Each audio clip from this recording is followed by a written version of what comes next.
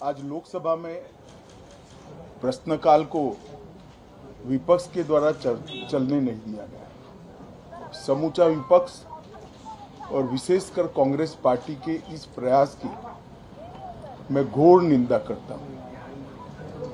अरुणाचल में 8 की देर रात और 9 की सुबह घटी घटनाओं का हवाला देते हुए विपक्ष ने बहुमूल्य प्रश्नकाल को स्थगित करवा दिया। इसका कोई औचित्य इसलिए नहीं था कि पार्लियामेंट्री अफेयर्स मिनिस्टर ने स्पष्टता से कह दिया था कि 12 बजे इस देश के रक्षा मंत्री श्री राजनाथ सिंह जी इस विषय पर सदन के सामने अपना बयान रखेंगे। जब बयान रखने की बात कर ही दी तो इसका कोई औचित्य नहीं था। मुझे भी थोड़ा आश्चर्य लगा। फिर मैंने प्रश्नकाल के सूची को देखा तो 5 नंबर का प्रश्न देखकर मैं इनकी चिंता समझ गया। 5 नंबर के प्रश्न है राजीव गांधी फाउंडेशन के FCRA रजिस्ट्रेशन को रद्द करने के बारे में। अब उन्हीं के कांग्रेस के ही सदस्य के द्वारा ये प्रश्न पूछा गया और जवाब में बहुत स्पष्ट था। अगर तो मौका देते तो मैं सदन के पटल पर भी बताता कि राजीव गांधी फाउंडेशन को 2005-06 और 2006-07 के वित्तीय वर्ष में चीनी दूतावास से 1,35,00,000 रुपए का अनुदान प्राप्त हुआ था।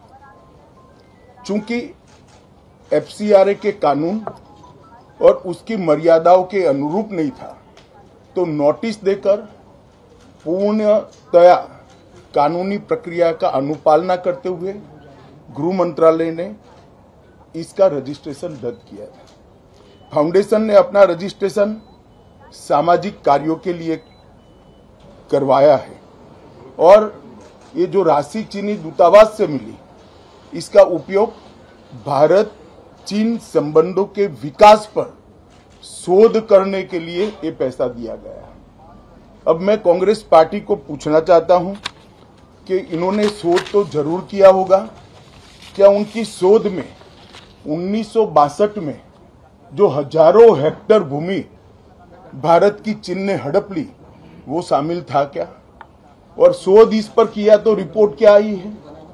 नेहरू जी के प्रेम के कारण सुरक्षा परिषद में भारत की स्थायी सदस्यता बलि चढ़ गई। इस विषय को उन्होंने शोध का विषय बनाया था क्या? और अगर बनाया था तो इसका नतीजा क्या हुआ?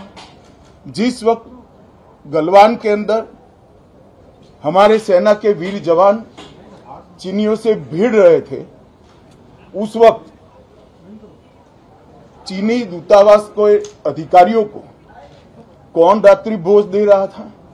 वो उनकी शोध का विषय था क्या? अगर था तो उसका नतीजा क्या हुआ?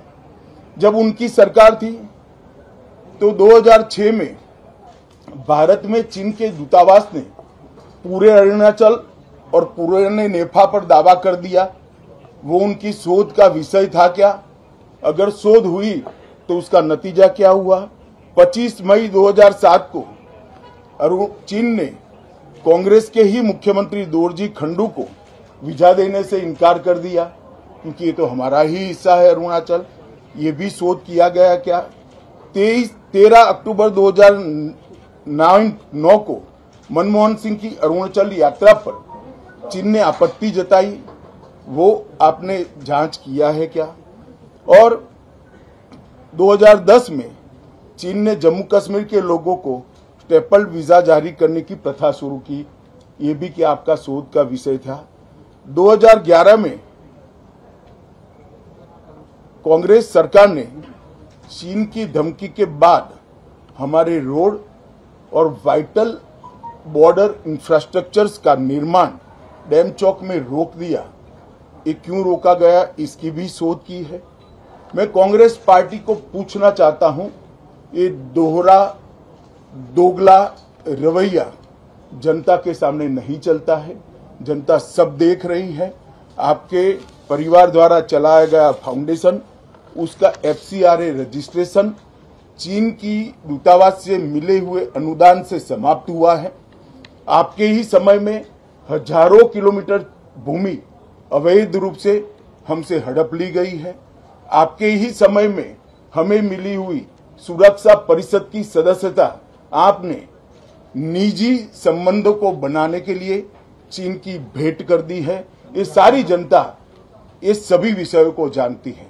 मैं इतना स्पष्ट कहना चाहता हूं कि भारतीय जनता पार्टी की सरकार है, नरेंद्र मोदी इसके प्रधानमंत्री है, और जब तक भारतीय जनता पार्टी की मोदी सरकार चल रही है, 1 इंच जमीन पर भी कोई कब्जा नहीं कर सकता।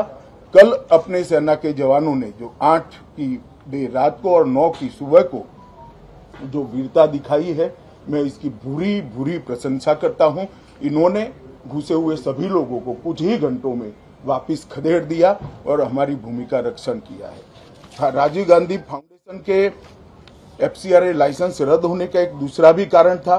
इस्लामिक रिसर्च फाउंडेशन की, जिसका प्रणेता जाकिर नायक है, जाकिर नायक को पूरा देश जानता है, उनसे भी 7 जुलाई 2011 को 50 लाख रुपया राजीव गांधी फाउंडेशन ने प्राप्त किया था। मैं पूछना चाहता हूं, राजीव गांधी फाउंडेशन के कर्ता धर्ता जो कांग्रेस की फैमिली पार्टी है, उसी के सदस्य हैं, तो आपको ये पैसा जाकिर नाइक ने किस मकसद के लिए दिया था, इसकी भी स्पष्टता देश की जनता के सामने होनी चाहिए। धन्यवाद।